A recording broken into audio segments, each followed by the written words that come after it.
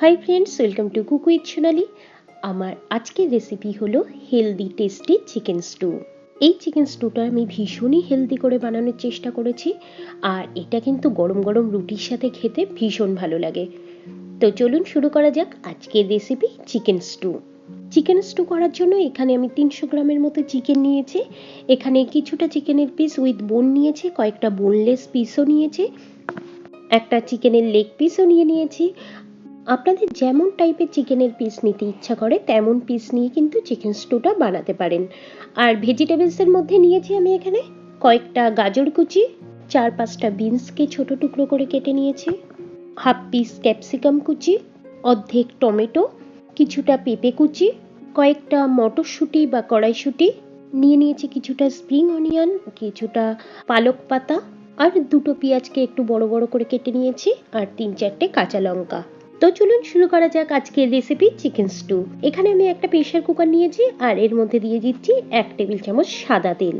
এখানে কিন্তু আমি সাদা তেল ইউজ করছি, আপনারা আরো হেলদি করতে চাইলে এটাকে অলিভ অয়েল ইউজ করতে পারেন। আর এই তেলটা একটু গরম হয়ে গেলে এর মধ্যে দিয়ে দিচ্ছি 1 পিস শুকনো লঙ্কা, একটা এলাইচি, আর 1 টুকরো দালচিনি।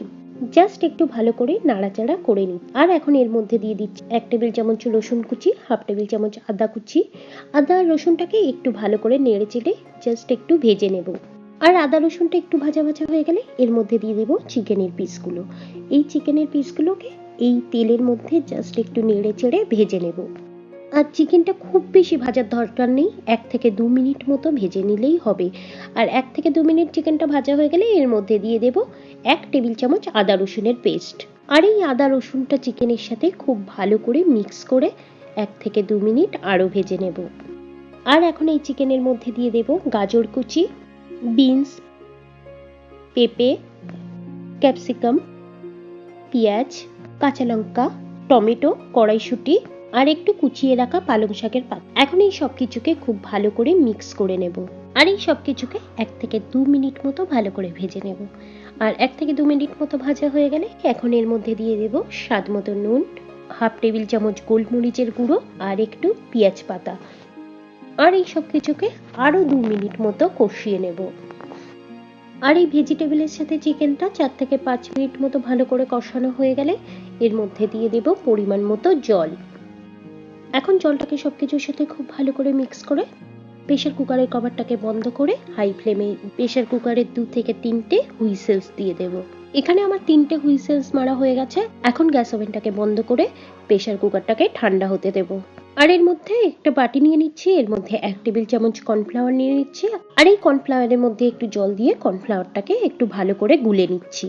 আর কর্নফ্লাওয়ারটাকে গোলা হয়ে গেছে, এখন এটাকে সাইড করে রেখে দিই। আর এদিকে প্রেসার কুকারটা ঠান্ডা হয়ে গেছে, এখন একটু খুলে নিচ্ছি।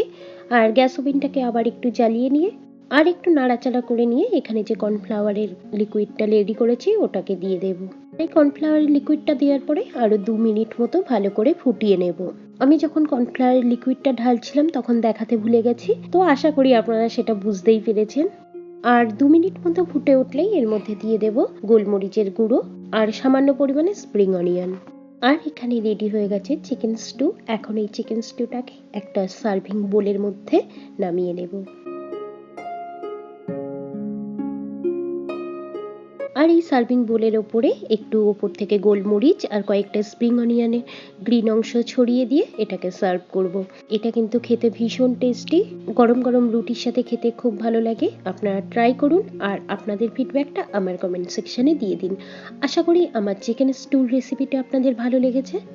নতুন নতুন টেস্টি রেসিপির আপডেট পেতে হলে আমার চ্যানেলটিকে সাবস্ক্রাইব করুন আর পাশে থাকা বেল আইকনটিকে ক্লিক করুন।